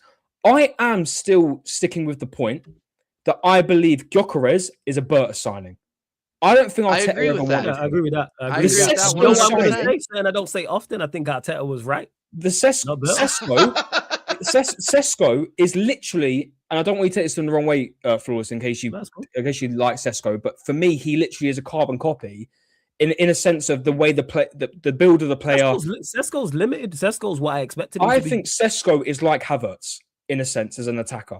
the way that he would play at Arsenal would have been the way that Kai Havertz plays at Arsenal. I think you lot would cross the ball if Sesko was there though, because he's more of a. No, that's another one because he's really tall. But I just think I think people are criticizing the fact, but also Gyökeres works his fucking arse off every game. I agree. Every single game. So do I. But I don't. But I'm not getting paid. I'm not getting paid hundreds of bags a week. Havertz would have never done that work rate. We cooked him, DJ. We cooked him millions of times on this panel. You're making my point, bro. You're making my point. You're making my point for me though. Is that but here's why people in this fan base, not necessarily me, but people in this fan base rated Kai Havertz is because he actually has output. He looks like he can handle a football half the time. Gyökeres does not look like he can. Yeah. Okay. So you're in the stage that I was in, Connor. I'm gonna be honest. You're in the stage that I was in a month and a half ago, where I'm saying, you know what? He's an Arsenal player. He works his ass off. He presses his ass off. He's doing all the right things. He's trying to learn the system. Blah, blah, blah, blah, blah. But he has not improved. He has not grown into the system whatsoever. And I'm not going to rate goals against Leeds. I'm not going to rate goals against one of the worst Inter Milan sides I've seen in a while. I'm not rating it. Go out there and perform against a team that is worth their salt. Look like you belong. He doesn't look like he belongs, man. You gotta see this on Sunday. That's the aim. If he scores, flawless, don't let me on your channel. Don't let me on it. Now you said that, I'm gonna let you on the channel. Do you know what? I literally Sunday night, man, we'll be there. R.I.P. Sarcasm City TV. But don't let me off. I was Sarcasm City TV extra. We're good. You know I was sat on Tuesday, right? I was watching the game in the pub. I was actually with some mates, and then one of my other mates walked into the pub, and he's an Arsenal fan. He was with a bunch of his Arsenal mates, and I've known this mate since I was like 3 or 4, right? Big Arsenal fans, and his mates are Arsenal fans as well. I've seen them at a couple of the games. They were literally saying they were criticizing the fuck out of Gyökeres this whole time before he came on, and I was like, just let him cook. Let him cook. Seriously. This guy couldn't boil water. He came on the pitch, scored that goal, and these men were on their feet. Oh, I'm like, no. Sit down. I just heard you for 75 minutes trashing this guy, and now you're celebrating his goals. Now he's producing for you. Let him cook. Get the soundbite. Let him cook now. Let him cook. I said let him cook. I'm sending this video to Prime. So yeah, by all means, I know Jesus has got goals. I start Gyökeres on Sunday. I do start Gyökeres on Sunday because Gyökeres is my striker, and I actually respect Arteta. Whoa. So before you do this, now what is this? This is blasphemous. Why do you think about what did I do? What did I do? I'm here backing you and Connor with this Gyökeres. No. Connor is a card-carrying member of the Gyökeres Defense League. And you know what? It's absolutely insane. I'm an Arsenal fan, okay? I'm saying. I've never seen this before in my life, man. Like, even back when we had Giroud, like, I've never even seen the shit for him. Like, Christ, why is everyone jumping? Do you know what? And the funny thing is, right, we are scoring goals as well. And I didn't want this. Like, I didn't think that, like, Gyökeres coming because we can't score goals. We're scoring goals from everywhere. If we weren't scoring, I'd understand it. I think he just needs time. I do. He's come into a side such a wild where he's not getting the ball as much because we literally play false line football. We rely on our wingers and our wing backs to create opportunities. We barely penetrate defenses through the middle. Fucking barely. I scream whether I'm in the stadium or at the telly, dozens, hundreds of times. Penetrate the middle. Pause. Of the defense. Hey, yo. Of the middle of the defense. No, serious. I'm telling you, seriously. The middle is, hey, yo. Penetrate the middle of the defense. Seriously, because we don't do it. We are always on the wings. But then I get the criticized, oh, Connor, but we're top of the league. And we are. But if you want a solution with Gyökeres, feed him the ball more. Pass him the ball more. I hear it. But then the argument, when he has the ball, what does he do? But we don't do it enough, in my opinion. For me, personally, the only way he's going to get goals is if he gets in the right positions for headers. I want to hear your reaction to what I have to say here. Especially with this fraud. Corey, I'm on your side 99.9% of the time. Go on, Corey. Tell him, Corey. But give the guy one season at least before you cuss him like this. Right. Let's go, Corey. Bro, did we give Kai Havertz a season? TJ. Did we give Kai Havertz a season? We didn't even want Kai Havertz. No. We didn't even know what he was for. No, we didn't. It doesn't, Connor. It doesn't matter. That's the point. It doesn't matter. Right. They play for Arsenal. They are a striker. They have the same expectations for Arsenal is to go out there and score fucking goals. The difference is that Kai Havertz actually went out there and got GA. The only difference is that we didn't win anything. Now we're winning consistently. We're 7 points clear for now. We're 7 points clear. Should honestly be, if we're honest, we should be 13 points clear after that Liverpool and Nottingham Forest debacle. We honestly should, and teams did us a favor. Otherwise, we'd be in second. But my point is that if we weren't winning the way that we are winning, the fan base would not be defending him like this. I'm dead serious. If there was actual consequences for this guy being shit. No, wait, say that again. Sorry, say that again. I would. I'd still defend him. No fucking way you would. There's I don't know what it is, man. I don't know what it is. Maybe it's the aura. You I don't know. I think. Is it because he's Swedish and not German? Or do you have something against Germans? I mean, I understand if you do. It's okay. Like historically, they haven't been that great. I'm just saying. I think. Do you know what? We haven't had. It's the same with the Oba thing, but I know Oba came in and he literally hit the ground running straight away. Like that first game was Everton the 4, something like that. It was Everton, I think it was. It was the offside goal. Never forget it. It was offside, by the way, his first goal. You know, for me, we haven't had that kind of number 9 since Alba. You ain't had that number 9 with the aura and the fear. Wild. You know what? And you know what? This is the ops. This is the ops talking, dude. I was joking about. Bro, sometimes you got to listen to the ops and be like, you know what? Maybe they got a point. I was joking about the aura, by the way. I just think that you can't look at a guy that has the numbers he does and just not. And I get the people want the numbers straight away. I understand that. No, I get the expectation levels are high, and I do understand. And don't get me wrong, I'm not sitting here and celebrating his form and saying, oh, you know, he's doing great, because the numbers aren't good enough. They aren't good enough. And I can completely agree with that. They're not good enough. I just think there is a player there. And I do think there's a really dangerous striker there that can really elevate our team in the Premier League and really, really score a lot of goals. And I get his numbers haven't shown.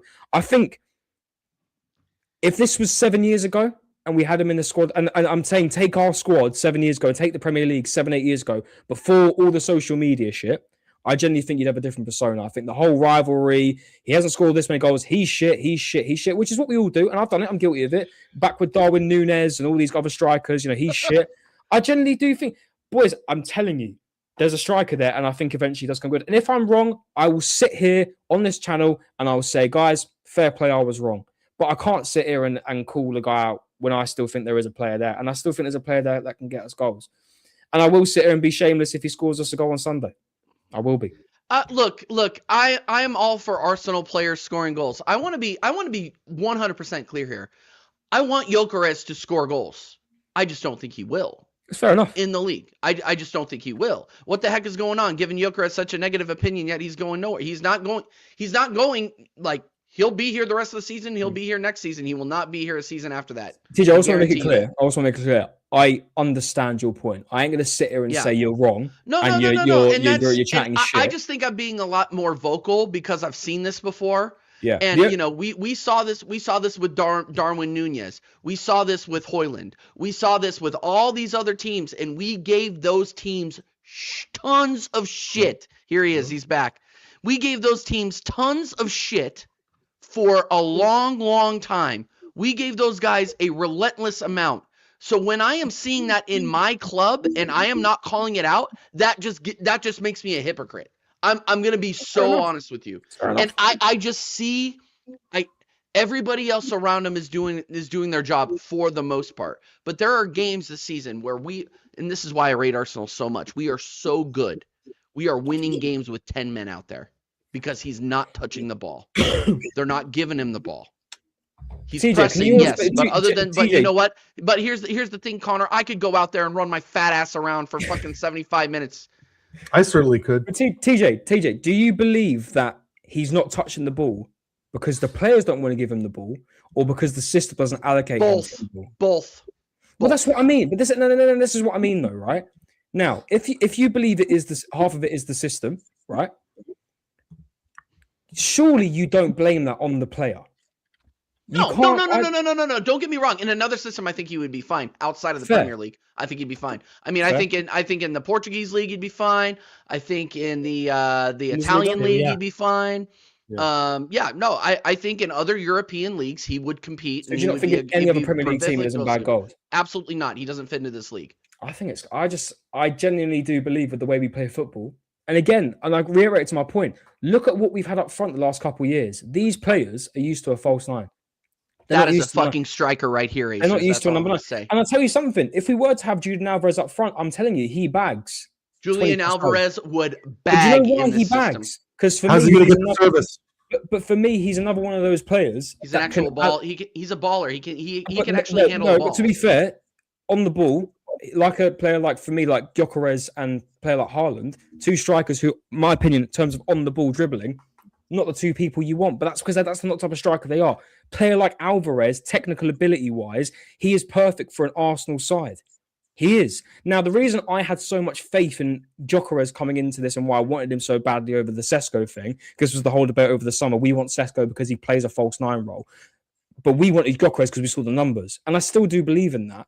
I did genuinely believe he would come into this team straight away and instantly allocate himself into it. Even the difference in the system, because you can see the difference in Sporting compared to Arsenal. Jesus Christ, it's chalk and cheese, right? But I thought because of the age he is and because of the experience he has, that he will just click in this team. And I was wrong. And I was wrong there.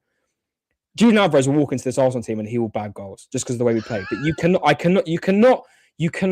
look over the last couple of years with the way we've played with, even with Marino, for fuck's sake, he's been a false nine.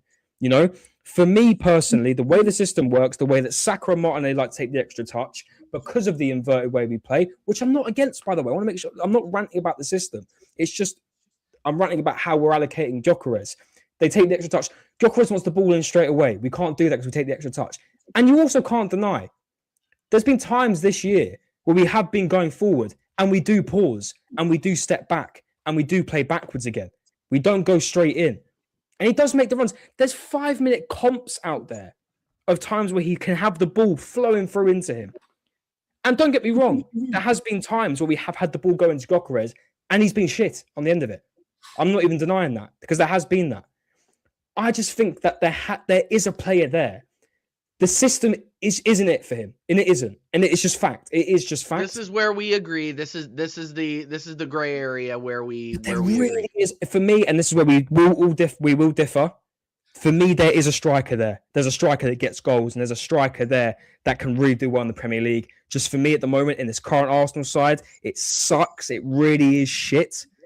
But in this current system, unless he finds a way, because we're not going to change the system for him, because we're top of the Premier League because of it. We're top of the Champions League, unbeaten, and we're in a semi-final of a Carabao Cup. Hopefully, do the Cup double maybe this year.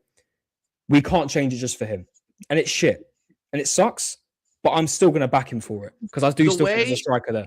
So here's where I will like give a little bit is that a lot of this, some of this is on Arteta, but I cannot blame Arteta because he's lost 2 games all season playing this system.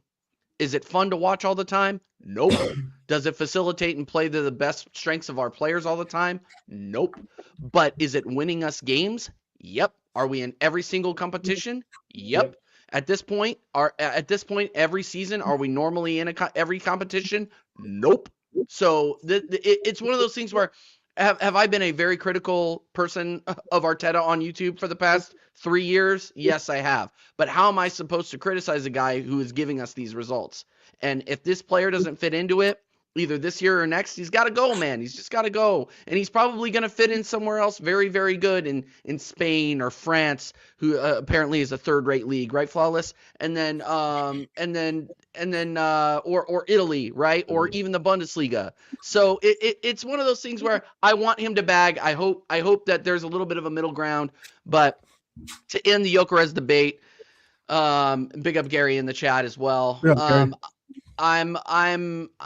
I'm just going to say, hopefully I'm wrong, right? And the only reason I'm being so vocal about it is because the shamelessness with which this fan base defends this guy when they're out there absolutely wasting players like Eberici Eze for every bad game that he has, and not calling him out, or Kai Havertz when he doesn't have a good game. Now I do have to stop because he has been poor. And he has. Oh, he's been. Let me ask you a question. Who's been worse this season, Eze or Gyökeres? On average, Gyökeres 100%. For me, you look at the stats. 0 chances created in a lot of games. How many minutes? Can I ask you a question? How many minutes has Eze played in the 10? Fair. He hasn't had a lot of starts, right? Okay, cool. I don't even know how many games he hasn't been off the bench that much. There's like 4. Dude, you expect me to take? Here's the thing. You expect me to take 6 months off of the gym and then come in there and just start clanging and banging? 12. He started 12 of his 17 matches, right? And he's got in total 4 goals and 2 assists. Now, yes, he's been rotated. No, Gyökeres has got more. He's got 5 goals. Right, okay. One more. Again, and I will do this again, and it might be just a returning circle again. I do think that the system as well doesn't suit Eze. I told Arsenal fans this, and I agree with that. Actually, I agree with that. Said he's going to come in and it'll be that left wing option. I said you're kidding yourself because the way we play football, that's not the left winger, left 10 you see at Palace. It's not. It's a completely different way we play. You will not. We've seen him on the left, and he's been shit because it's not the way he plays football. He's direct. He's not on the wing, and that's another thing that we have with us. I don't think that I think if you took out Declan Rice from this Arsenal side, I don't think Eze gets the same numbers, but the way Declan Rice goes forward and gets into the Arsenal box, unlike how Martin Odegaard likes to sit back, Eze likes to go direct, just like Declan Rice. Get him doing more of that, you'll see more numbers. But, I mean, then again, I think Eze's been underwhelming this year. But I still think that even though he's been underwhelming, and we paid big bucks for him as well, you don't see people shouting Eze get out. But enough people and enough people are saying it to where like Eze's prem proven. Eze is prem proven. Gyökeres is not. But here I agree with you. The one point you did hit on is that I don't think Eze necessarily fits into the system because Odegaard it doesn't necessarily play like a 10 all the time. He plays more like an 8. And whereas Eze is more of a 10 where he's always going in, he's trying to be that threat, he's more direct, which is why I didn't understand why we put in Mikel Merino when Eze was there when we were trying to get a goal against Forest, but that's just me. I'm of the opinion now that like why if these players are going to struggle like this in this system and you're not going to utilize them to their strengths, why did you sign them? Why'd you sign him? And on this note, you don't have the answers. DJ. Do you have the?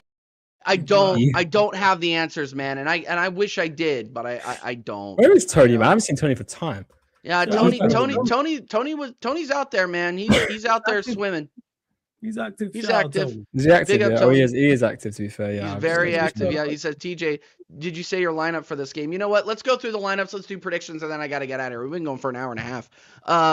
Flawless, I know you want us to start Gyökeres, but who do you want to start for United? Who's in your starting 11? You know I want to start. I'm fearful of Gyökeres. I don't know what you talking about. Shut up. You want him to start. Show up, I'm fearful of Gyökeres, man. Like big game player. Dal mentioned it about impressing Harry Maguire and being a battering ram against our centre backs. I probably missed it. What's your take on Gyökeres, Flawless? Do you think he's shit? No, I don't think he's shit. I think it's a combination of things. I think you made great points. Is your system suited to him? Absolutely not. No, it is not suited to him. However, there's certain things you should still be doing better. I've said, and there's a reason why your players don't pass him the ball. Is that partly because of the system and partly because of Arteta? Yes. But if you lot had Haaland up top and it was the same circumstance because your system wouldn't suit him, would Haaland get more of the ball? Yes. Even if it was against Arteta's wishes. So, yeah. But in regards to the United lineup, exactly the same. But apart from Dalot, take out Dalot, put Mazraoui at right back. Play the exact same team. Let's see. My only change. Fair. Okay. Goonie, I think we kind of covered yours, but do you want to just reiterate yours real quick? Oh, sure. Hincapié, if he's fit at left back, Gabriel Saliba, Timber, Rice, Zubamendi, Eze, Trossard, Gyökeres, and Saka. All right. I don't want Odegaard I don't even want Odegaard to put on his boots. I am absolutely, I'm done. You guys may be done with Gyökeres. I am fucking done with Odegaard. I don't even want to see him put on a shirt. He can go walk win the dog around the Emirates. I am absolutely done with this Norwegian shit. I'm sorry, I'm done. And I want to come back and say, Flawless, when you ask a question, please give me a second to answer. And comparing our Liverpool match that was a month ago to what's going to happen this weekend is fraudulent. Fraudulent. Should I go get another drink? You're better than anyone. The way the Up and Down United have been, and this is a dig at you, of course, you're my brother. But it's like the way you guys have been so up and down, and you're saying that, okay, because we didn't do what we need to do against granted a weakened Liverpool side, that has any bearing on what's going to happen on Sunday? I don't see the connection, and that's the only question I caught from you, because you kept asking me questions before I could fucking answer. That's how he debates. I don't get where the connection comes from. Liverpool was ages ago, so like, I don't know why that has any bearing on Sunday. The reason why I put up the because of the way you was talking about Arsenal. So you was talking about we're not going to have the ball. Yeah, the way you was talking about that. Those words never came out of my mouth. No, I'm saying the way you was talking about Arsenal is why I brought up that Liverpool game. Okay, I was just I guess that, so when you asked that, I was trying to come up with something. Let's just say like, well, what does the Liverpool game have bearing on Sunday? No, right? Yeah, we all know we didn't perform, but that doesn't mean that we're not going to perform Sunday, right? Yeah, that's not what I'm saying. Okay. Again, I've already said you're a tough proposition. It's going to be a tall task. Okay. I think a win is beyond us. The reason why I brought up the Liverpool game is because of the way you was talking about Arsenal. You was talking about us like we're not going to get on the ball. There's no way we're going to transition. There's no way we're going to counterattack. And you I never said that. All I said was that it's going to be a little more difficult than I thought that you presumed. You didn't say that. No, you didn't say it'd be a little bit more difficult. You made out like it was impossible. I just said it's going to be very difficult. I said very. Little bit more difficult, wasn't you? Was like, yeah, it's going to be very. Okay, I said very because if you guys get pinned in, it's going to be very difficult with Mbeumo to get the ball on the counter with his back to goal. And then you started asking me about Liverpool and previous games. I didn't ask you about Liverpool. I asked you about Liverpool because of what you were saying. Again, when you're playing, Mbeumo's looking at the ball. You can. That was a miscommunication for sure. I thought you were like saying you didn't do anything at Liverpool, so that's that has any bearing. Again, I brought up the Liverpool game because of how you was talking about Arsenal. You was talking about how we're going to be camped in our own half and everything like that. So I'm like, okay. So what happened there? I could have used Nottingham Forest, but I thought, let me use Liverpool as an example. Right. No, but both were crap, and that's why both, and that's why I said, yeah, Forest was crap, but we come back and we beat Inter. Right. So, and I also said at the beginning of the show that once we get in a situation where it's crap and it's 0-0, or let's say we lose a game, we haven't drawn or lost afterwards. Right. I mean, maybe we've drawn, I can go back, but we've always been better the following game. Right. So and to follow that up is I think that, yeah, we were shit against Forest, that we made up with that with Inter a bit, and we could make up with that with this weekend. So yeah, maybe it just, what you said got lost in the ether in my brain. It's all good. But I do think the possession was 60-40. So just to summarize, if we can trap you guys in your final third, I think it'll be difficult. I think it'll be difficult, not impossible, for you guys to get out of the counter. Right. Of course, it's going to be difficult. But those counters will happen. So maybe that's what I should have said instead. Like, it's not going to happen. Right. Yeah. You guys will have your opportunities. It's definitely going to be difficult. And as for 60-40, like I said before, I'll say this again. That's in our favor. I want it to be 60-40. I can kind of see where you're coming from with that. If I could pick possession stats, that's what I would pick. If it's 50-50, that gives us less chance to counter. Because breaking you lot down, just having to bop the ball around is much tougher than actually hitting you on the counter attack. There's no guarantee that it works. Do I think we score in this game? Yes, I've said this. My issue is stopping you lot from scoring. That's where I'm at with it. But yeah, of course, man. Like, you can ask me whatever, cool. So that's fine. Cool. But absolutely. We'll see. That's why. But yeah, we'll see. That's why we played the game, right? I'm looking forward to the game. Big up Lewis as well. Big up Lewis. Aren't you out there? Aren't you out there drinking with Marshall out there in London? What are you doing online, bro? Have one on me, my guy. But big up Carefree Lewis every single time. 4 years in, the better, honestly. World champions. Okay, Two Quick world at these champions. 4 Yeah, I have a years in the question. Do belt. world champions look like that against Paphos? That's Yeah. my real question. But anyway, Leeds. big up, guys. All right, Connor, what's your starting 11, and then your prediction, and let's get out of here, and then I'll end it up. We'll go with. Wrap her up here. Well, we've got a fully fit squad, don't we? So that's nice. We do. And I think Man United pretty much do as well, apart from maybe Delict. I think they've got a pretty fully fit squad as well. So it's going to be interesting. I'm going to go with Raya, Timber, Saliba, Gabriel.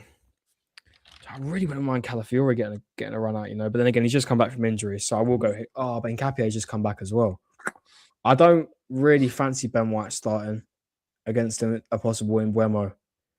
So I'm going to go Timber right back, and I'll go Calafiori left back because I do think he's probably the best there. Maybe, I don't know. We'll put it there. Over in Then obviously I'm going to go with Declan Rice, Zubimendi.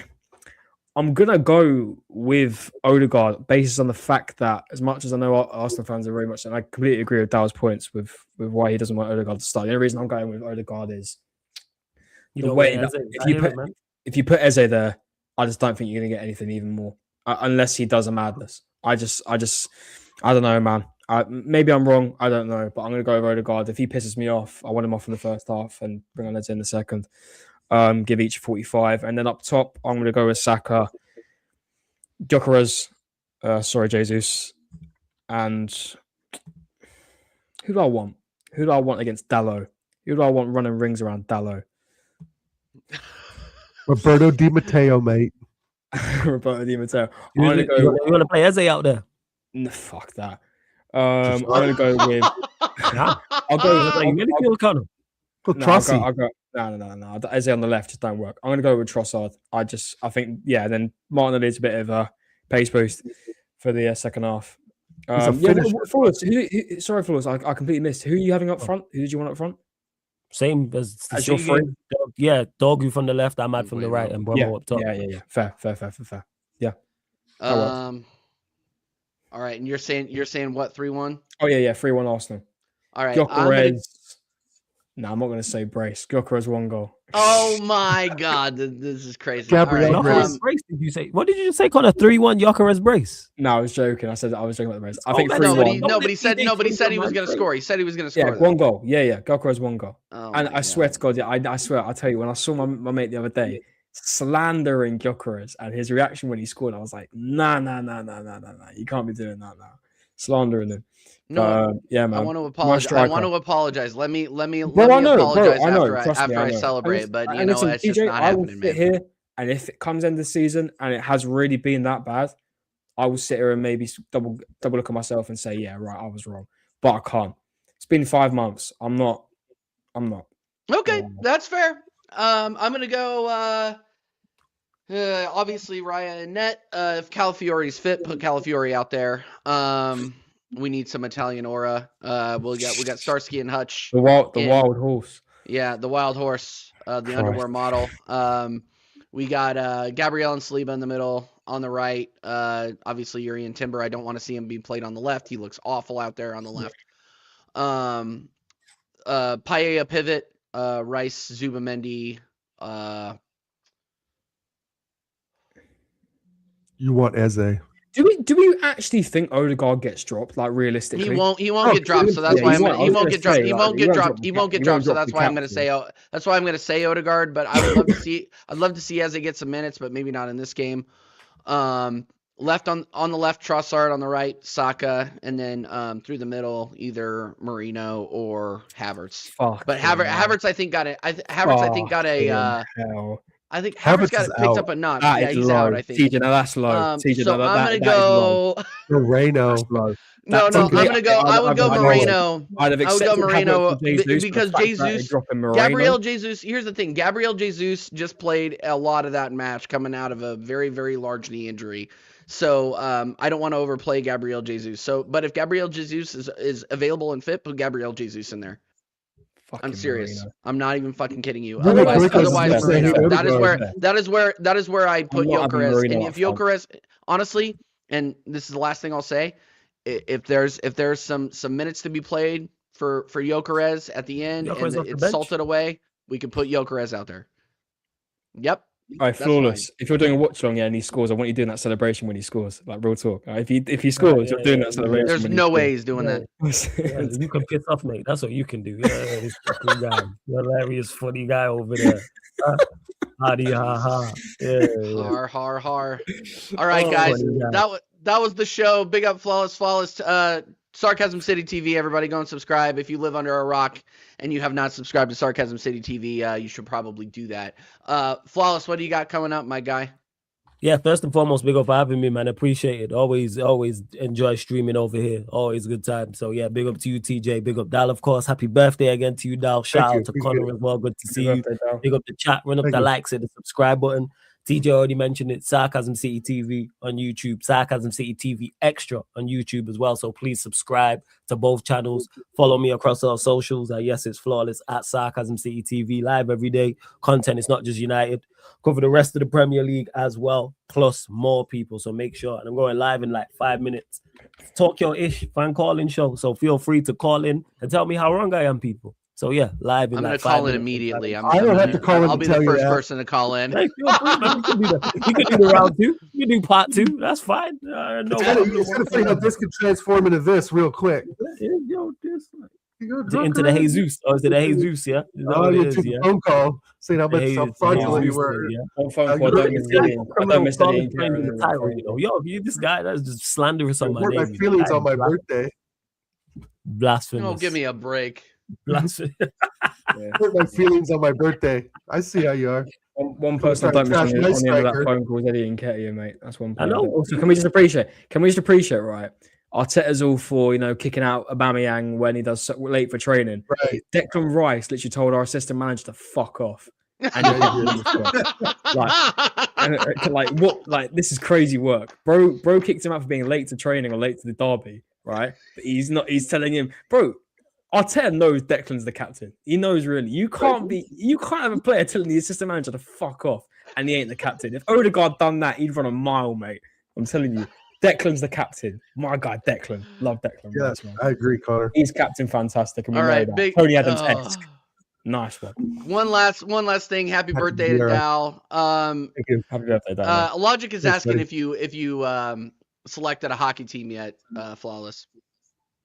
Hockey? No, I've not even been watching like that. He's an Avalanche. He's a Colorado Avalanche fan. That's what Oh, he is. He's a Jesus. Colorado Avalanche Yeah, fan. yeah. He's not a Detroit Red Wings fan. I saw that. He's not a Detroit Red Wings Go fan. Fuck the Kraken. Red Wings.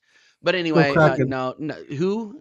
Seattle Kraken. I know who they are. I'm just joking. I know. All right, Are they good? big up everybody. Thank you for tuning in. We're gonna redirect over to the call-in show over on Sarcasm City TV. So go over there, hit a like.